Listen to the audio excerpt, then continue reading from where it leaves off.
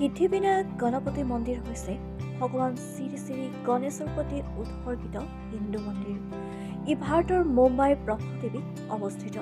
প্ৰথমে 1901 চনৰ 19 নৱেম্বৰত লক্ষ্মণ বিট্টু আৰু দেওবাই পাটিলে নিৰ্মাণ কৰা এই মন্দিৰটো ভাৰতৰ অন্যতম চহকী মন্দিৰ হিচাপে পৰিগণিত হৈছে।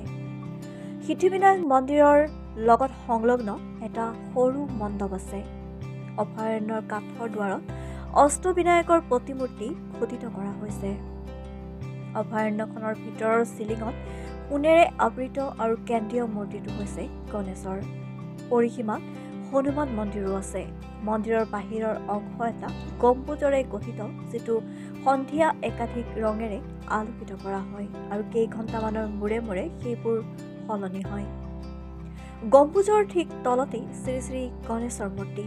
20 শতিকাৰ শেষৰ ফালে সিদ্ধিবিনায়ক মন্দিৰ এটা সৰু মন্দিৰৰ পৰা আজিৰ ভৱিষ্যত মন্দিৰলৈ বিকশিত হয়। এপলৰ CEO টিম কুক 2016 চনত ভাৰত ভ্ৰমণৰ আৰম্ভণি কৰিছিল মন্দিৰত পোৱাৰ প্ৰাৰ্থনাৰে। ভক্তসকলৰ মাজত সিদ্ধিবিনায়কক নৱসজ গণপতি বা নৱশাল পৱনৰা গণপতি নামেৰে জনাজাত। বিভিন্ন ধৰণৰ পূজাৰ সুবিধা মন্দিৰ কৰ্তৃপক্ষৰ দ্বাৰা উপলব্ধ কৰা হৈছে। 1801 চনৰ 19 নৱেম্বৰত নিৰ্মাণ কৰা এই মন্দিৰৰ মূল গঠন আছিল 3.6 মিটাৰ সৰু সৰু ইটাৰ গঠন আৰু গম্বুজ আকৃতিৰ ইটাৰ শিখৰ আছিল। লক্ষ্মণ বিট্টু পাটিলে নিৰ্মাণ কৰিছিল এই মন্দিৰ। দেওবাই পাটিল নামৰ এগৰাকী ধনী কৃষি মহিলাই অট্টালিকাটোৰ বাবে বিত্তীয় সাহায্য আগবঢ়াইছিল।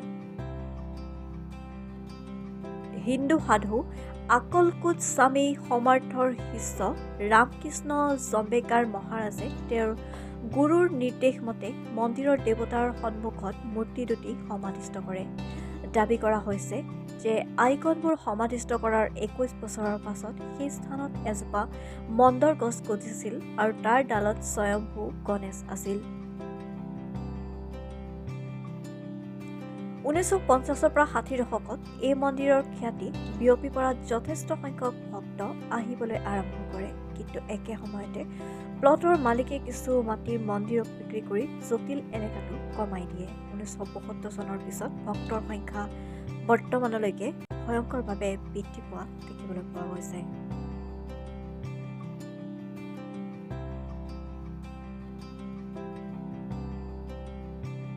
নিউজ ডেস্ক ৰিপৰ্ট, লেংডন বাতৰি।